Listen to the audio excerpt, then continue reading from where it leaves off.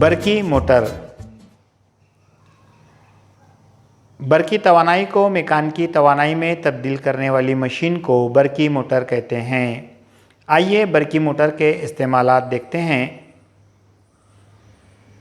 Fridge, mixer, دھلائی machine, computer اور pump میں برقی موٹر کا استعمال کیا جاتا ہے۔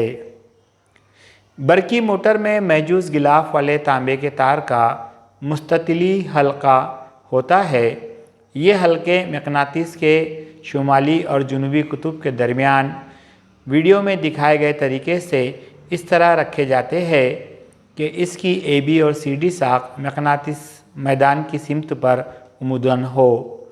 حلقے کے دو سرے ایکس اور وائی دو نصف حلقوں سے جڑے ہوتے ہیں۔ حلقوں کی دونوں اندرونی سطحوں پر محجوز غلاف چڑھایا جاتا ہے اور وہ ایک محور یعنی ایکسل پر اچھی طرح لگایا جاتا ہے۔ ایکس اور وائی نصف حلقوں کے باہر برقی موصل مستطیل طور پر کاربن برش کو بیرونی سطح سے مس کرتا رہتا ہے۔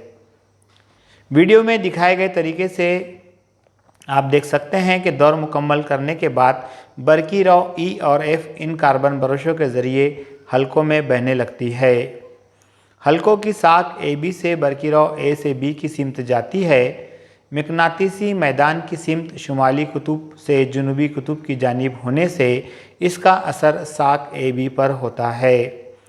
فلیمنگ کے بائیں ہاتھ کے قانون کے مطابق ساخت اے بی پر پیدا ہونے والی قوت اس کو نیچے کی سمت دھکیلتی ہے۔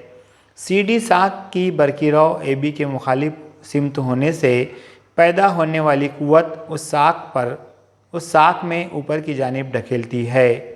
اس طرح حلقہ محور گھڑی کے کانٹوں کی مخالف سمت میں گھومنے لگتے ہیں۔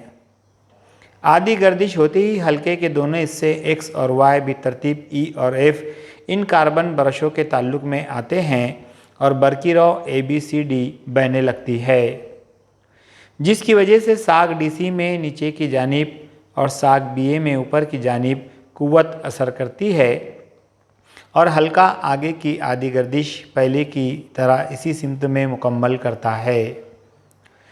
اسی طرح آدھی گردش کے بعد حلقے کی برقی رو کی سمت مخالف سمت اور حلقہ اور محور ایک ہی یعنی گھڑی کے کانٹوں کی مخالف سمت میں گھومتے رہتے ہیں۔ کاروباری موٹریں اسی اصول پر چلتی ہے۔